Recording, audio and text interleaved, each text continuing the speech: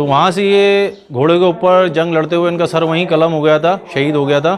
तो आपका धड़ मुबारक जो था वो लड़ते हुए यहाँ तक आए। करीब वहाँ से अगर दूरी का अंदाज़ा लगाएंगे तो वहाँ से यहाँ तक की दूरी जो धड़ का मज़ार है करीब 1.5 से 2 किलोमीटर है। ये देखिए, ये जो पीर गैब हैं हज़रत गैबन शाह, उनके सरे मुबारक का मज़ार यहाँ पर है और इनका धड़ का मज़ार वहाँ पे। बिस्मिल्लाहिर्रहमानिर्रहीम। अस्सलामु अलैकुम। मैं सैयद साबिर अली चिश्ती दरबार ख्वाजा सरकार से। और जैसा कि हमने आपको बता रखा है कि आपको अजमेर शरीफ में जितने भी मज़ारात हैं, शहीदों के मज़ार हैं, बुज़ुर्गान दीन के मज़ार हैं, उनकी हाज़िरी हम आपको कराते रहेंगे। तो हुज़ूर गरीब नवाज़ की नगरी जो है अजमेर शरीफ, इसमें इस अजमेर शरीफ में इतने शहीदों के मज़ार हैं, इतने बुज़ुर्गान दीन के मज़ार हैं जो कम ही लोग जानते हैं। तो आज हम आपको बताने वाले हैं कि जिनको लोग मीठा नीम की दरगाह जो बोलते हैं, तो ऐसे मज़ार की ज़ियारत कराने वाले हैं आज हम आपको कि जिनके सर का मज़ार अलग है और धड़ का मज़ार अलग है। धड़ का मज़ार वहाँ पे है जहाँ मीठा नीम बोलते हैं जिनको, और उनकी ये करामत है कि जब आपने जंग लड़ी तो आप शहीद थे। आपका नाम है पीर गैब के नाम से भी जानते हैं लोग, और आपका पूरा नाम है गैबन शाह, हज़रत गैबन शाह रहमतुल्लाह अलैह। तो शहीद हैं आप। और एक और शहीद की मज़ार है यहाँ पे पीरों के चौक में, जो अजमेर शरीफ की बारगाह के करीब ही है। इमाम बारगाह रोड से जो जाएंगे नीचे तो पीरों का चौक कहलाता है, वो उन्हीं के नाम से मशहूर हो गया है, पीरों का चौक।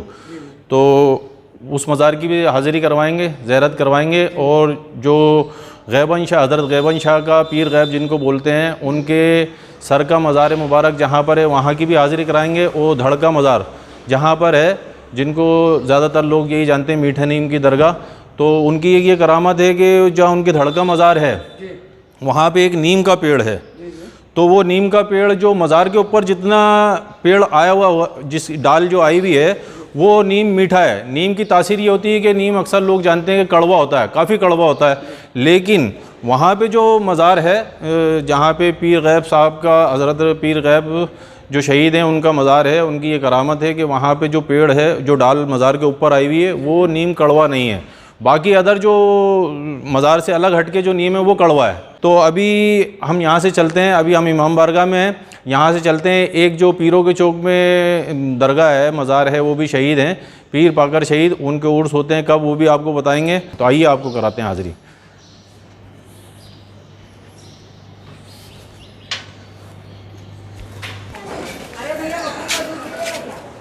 ये देखिए, हम लोग अभी वहाँ पे पहुँच चुके हैं जिसको पीरों का चौक बोलते हैं। और यहीं पे वो जो शहीद हैं, पीर पाकर शहीद, हज़रत पीर पाकर शहीद, उनका मज़ार मुबारक है। तो अभी अंदर चलते हैं और आपको हाज़िरी करवाते हैं उनके मज़ार मुबारक की।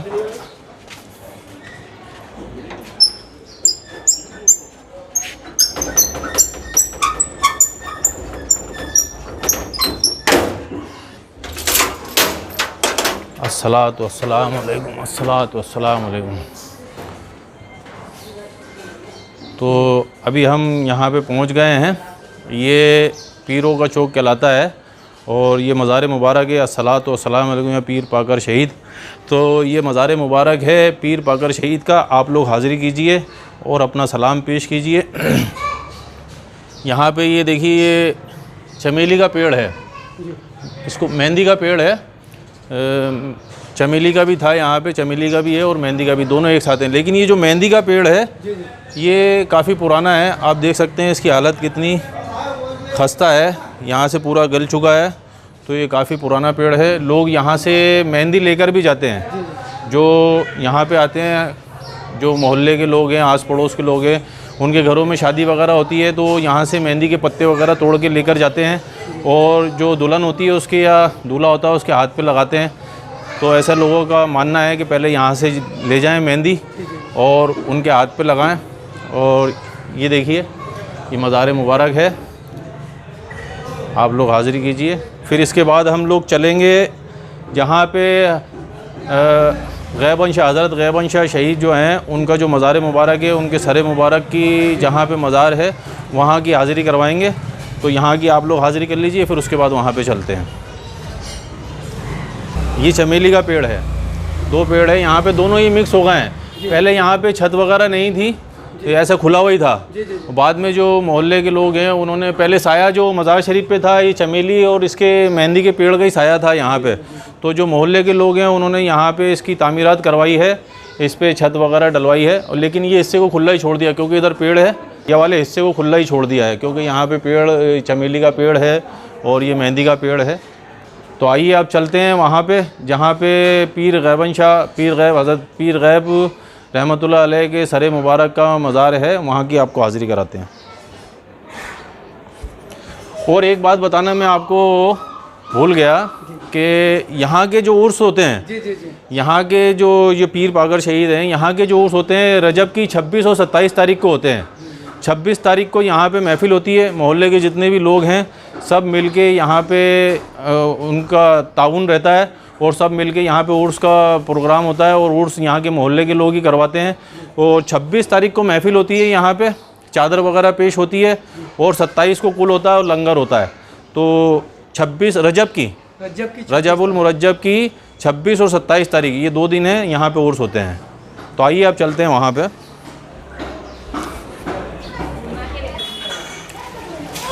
तो ये देखिए हम लोग वहाँ पे पहुँच चुके हैं जहाँ पे पीर गैब हज़रत गैबन शाह जो शहीद हैं उनके सर मुबारक का जहाँ मज़ार है, अभी हम वहाँ पे पहुँच चुके हैं। ऊपर मस्जिद है और ये नीचे की तरफ जो है उनका मज़ार मुबारक है, सर मुबारक है उनका मज़ार है। तो आपको हाज़िरी कराते हैं अंदर चल के। ये अभी सब नई तामीरात हुई है, पुराना जो था वो अलग हालत में था और अभी ये सब मार्बल वगैरह का और ये दरवाज़े गेट वगैरह लगा के जो यहाँ के अकीदतमंद हैं उनकी तरफ से यहाँ पे सब नया काम करवाया गया है, गेट वगैरह नया सब लगाया गया है। तो आपको अंदर हाज़िरी कराते हैं, आइए। अस्सलातु वस्सलामु अलैकुम या पीर गैब, अस्सलातु वस्सलामु अलैकुम या पीर गैब।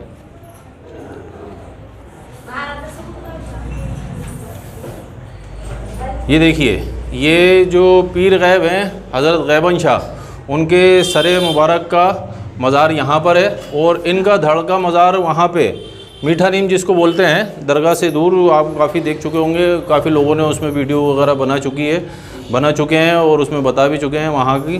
तो इनकी ये जब यहाँ पे जंग हुई तब जंग लड़ते हुए उनका सर यहीं पे शहीद हो गया था, यहीं पे शहीद हो गया था इसी जगह पे। तो सर तो यहीं पे रह गया था, लेकिन आपकी ये करामत है कि आप जंग लड़ते हुए घोड़े पे बैठ के और वहाँ तक पहुँच गए जहाँ पे अभी धड़ का मज़ार है ना, वहाँ पे बताएंगे, वहाँ तक पहुँच गए। मुबारक कटने के बाद भी आप जंग लड़ते रहे, आपका सर कटने के बाद भी, तो इसीलिए आपको पीर गैब बोलते हैं। अल्लाह की तरफ से ही आपको कुदरत हासिल हुई। तो ये मज़ार मुबारक का सर मुबारक का मज़ार है यहाँ पे। और इस पे देखिए ताज वगैरह भी लोग पेश करते हैं, क्योंकि आपके सर मुबारक का यहाँ पे मज़ार है, इसलिए यहाँ पे ताज वगैरह पेश किया जाता है। यहाँ पे जो उर्स मनाए जाते हैं तो रजब की 17 और 18 तारीख को मनाए जाते हैं। यहाँ के उर्स की तारीख भी रजब के महीने में ही है, 17 और 18। तो यहाँ पे अलग उर्स होते हैं, जो इनके सर मुबारक का यहाँ पे मज़ार है, यहाँ पे अलग उर्स होते हैं। तारीख वही रहती है और वहाँ पे अलग उर्स होते हैं जहाँ इनके धड़ का मज़ार है। तो वहाँ की भी अभी हाज़िरी कराएंगे। 17 तारीख को, रजब की 17 तारीख को यहाँ पे महफ़िल वगैरह होती है, कव्वाली का प्रोग्राम होता है, चादर पोशी वगैरह होती है और मज़ार शरीफ है इसको गुस्ल वगैरह दिया जाता है। और 18 तारीख को कुल होता है और लंगर वगैरह होता है यहाँ पे। और जो अकीदतमंद हैं, यहाँ के खिदमत गुज़ार हैं, जितने भी हैं, वो सब मिलके यहाँ पे उर्स मनाते हैं इनका। हज़रत ख्वाजा गरीब नवाज़ की दरगाह शरीफ से यहाँ की जो ये दरगाह शरीफ है कितनी दूर है? ये ज़्यादा दूर नहीं, 5 मिनट का रास्ता है। 200 कदम चल के आप आओगे तो जो पीरों का चौक है, जहाँ पीर पाकर शहीद पहले हाज़िरी कराई है, वो भी करीब में ही है। 200 कदम आप वहाँ से चल के आओगे 5 नंबर गेट से, तो वहाँ पे किसी से भी पूछेंगे, वहाँ पहुँचेंगे। इस जगह को पन्नी ग्राम बोलते हैं, पन्नी ग्राम चौक। हाँ, वो जो है पीरों का चौक है और ये जो पन्नी ग्राम चौक है, पन्नी ग्राम चौक में मस्जिद है, मस्जिद के नीचे ही ये मज़ार मुबारक है।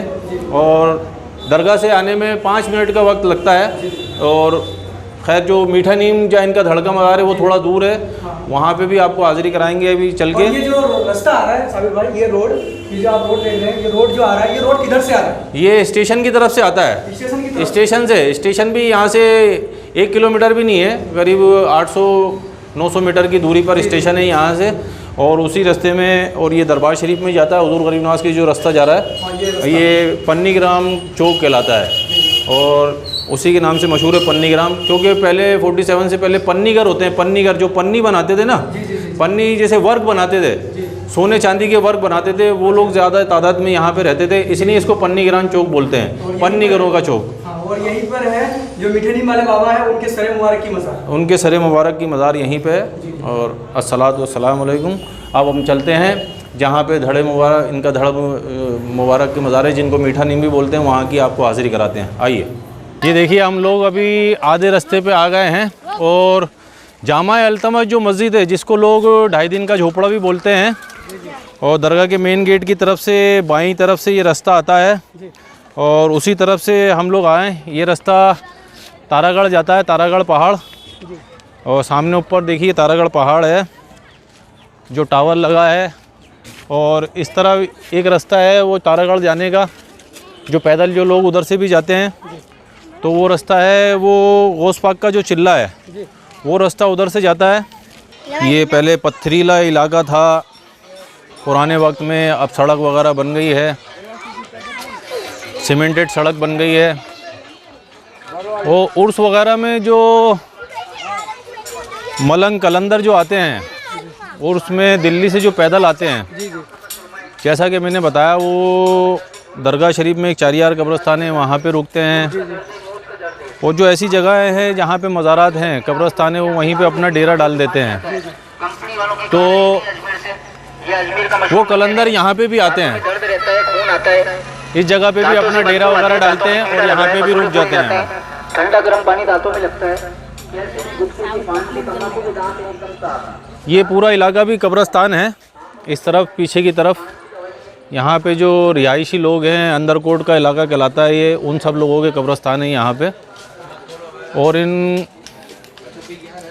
कब्रस्तान में कुछ पुरानी मज़ारात भी हैं उस वक्त के भी, और बहुत खूबसूरत नज़ारा दिखता है यहाँ से। देखिए आप, चारों तरफ पहाड़ हैं।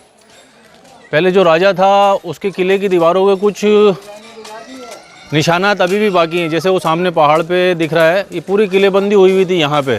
तमाम पहाड़ जितने भी हैं उसके ऊपर राजा का जो किला था उसकी किलेबंदी थी, और इस किलेबंदी के इस दीवार के अंदर ही जो शहर बसा हुआ था, पुराना शहर राजा के वक्त में, वो उस दीवार के अंदर ही था, किलेबंदी के अंदर ही था।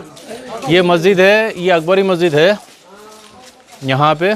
और अभी आपको एक यहाँ पे एक बावड़ी है, उसकी भी हाज़िरी करवाएंगे,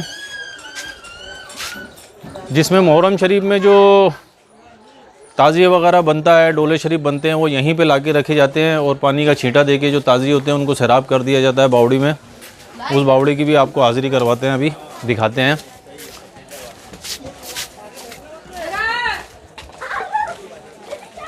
ये देखिए, ये वो बावड़ी है। इस इलाके में जो ताज़ी वगैरह बनते हैं, या डोले शरीफ बोलते हैं यहाँ पे लोग, जो डोले शरीफ बनते हैं उनको यहीं पर लाकर, ये जो चबूतरा बना है अंदर, यहीं पर लाकर रखा जाता है। यहाँ पर जो ये टाइल लगी, हाँ, मुहर्रम की 10 तारीख को यहीं पे लाके रखा जाता है, और इस बावड़ी के पानी से उसको सैराब किया जाता है, छींटे वगैरह लगा के, फिर वापस जो उनका मकाम है वहीं पे रख देते हैं, फिर वो अगले साल मुहर्रम में वापस निकालते हैं।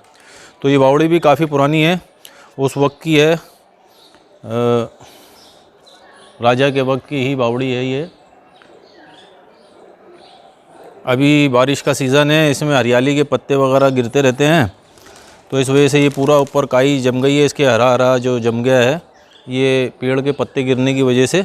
इसकी सफाई वगैरह होती रहती है। अभी जब ये मौसम ख़त्म हुआ तो इसकी सफाई कर देंगे, फिर ये पानी एकदम साफ़ हो जाएगा। तो ये पीने के इस्तेमाल में भी आता है पानी, और लोग इस्तेमाल भी करते हैं, इसमें मोटर वगैरह लगा रखी है। अब यहाँ से हम आगे बढ़ेंगे इंशाल्लाह, चल रहे हैं मंजिल की तरफ, करीब ही करीब हैं, और कुछ ही दूरी के ऊपर जाने के बाद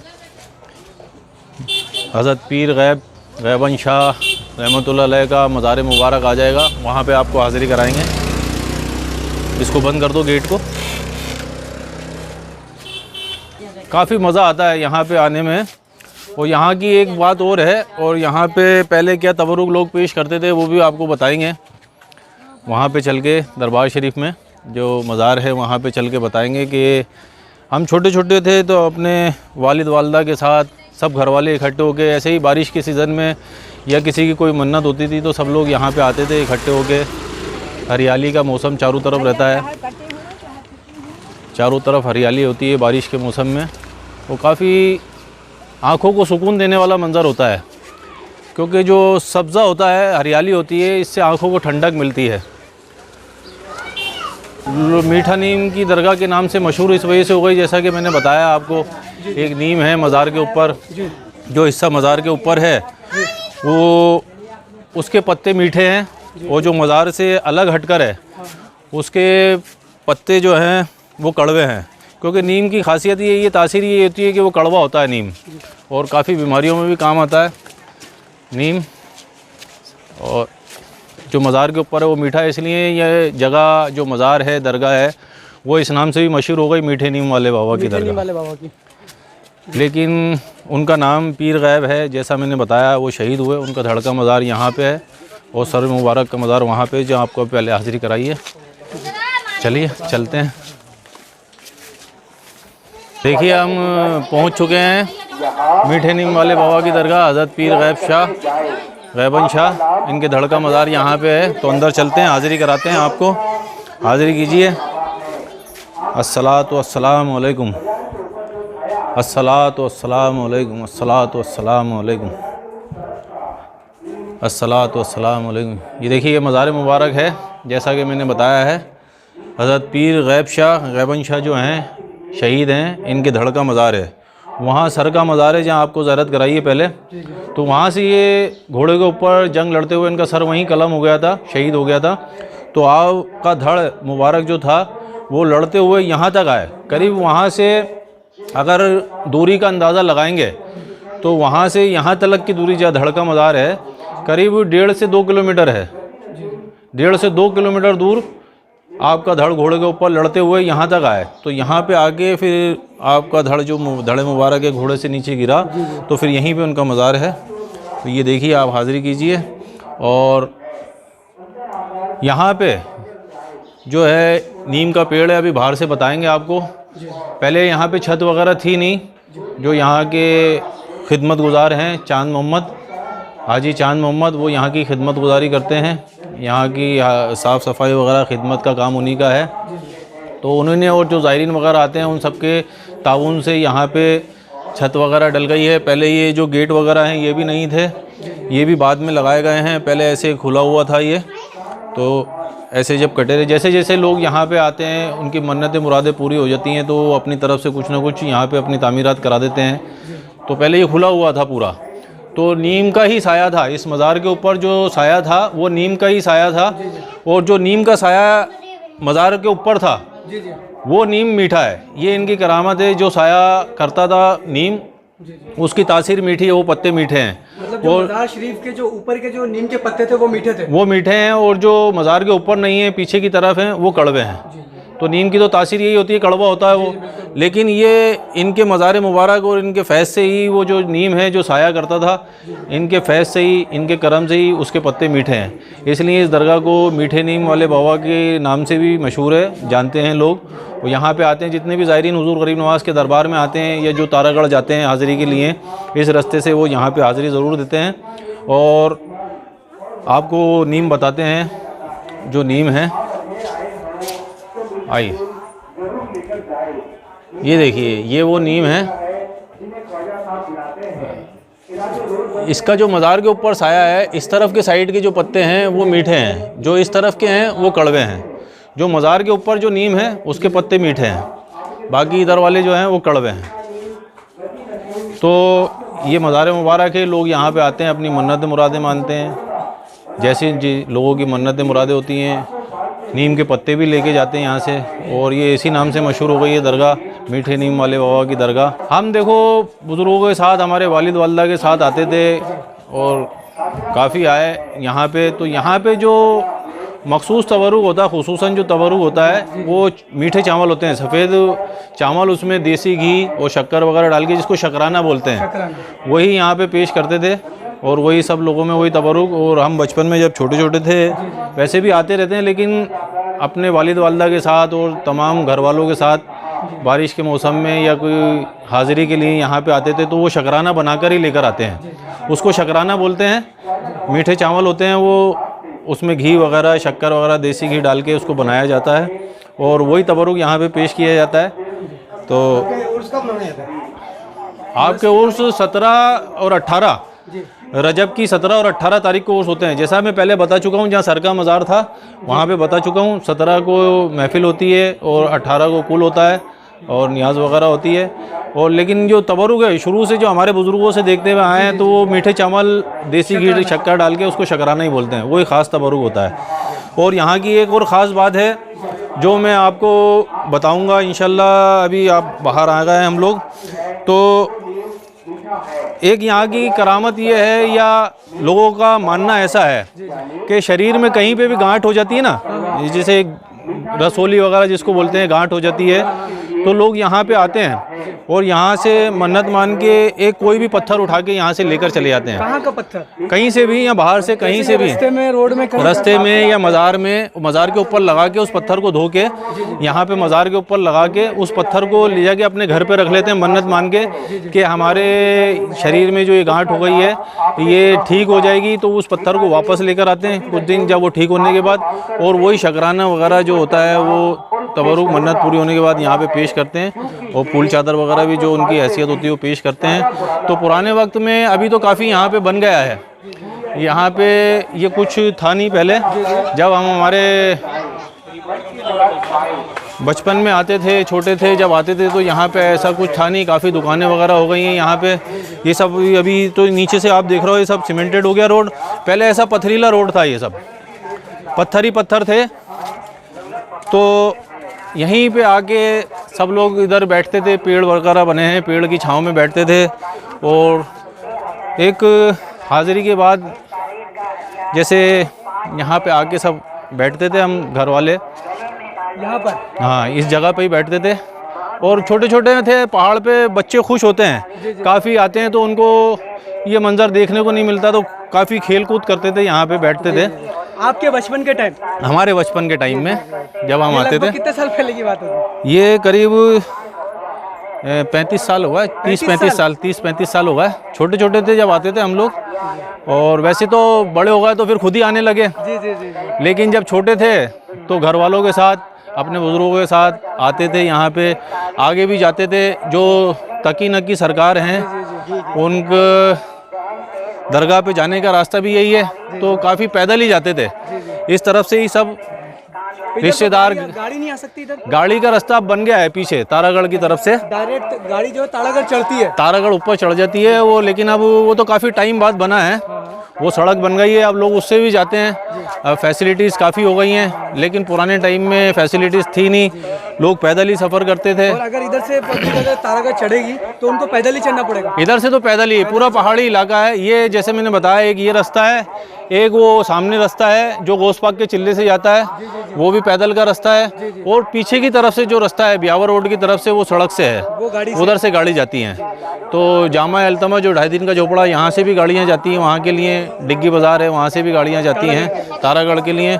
लेकिन हमें खूब मज़ा आता था, काफ़ी मज़ा आता था जब वो घर वालों के साथ आते थे, तो खूब मतलब मज़े करते थे। यहाँ पे बारिश के वक्त में ही आते थे, और अभी भी मौका यही है कि बारिश है, चारों तरफ हरियाली है।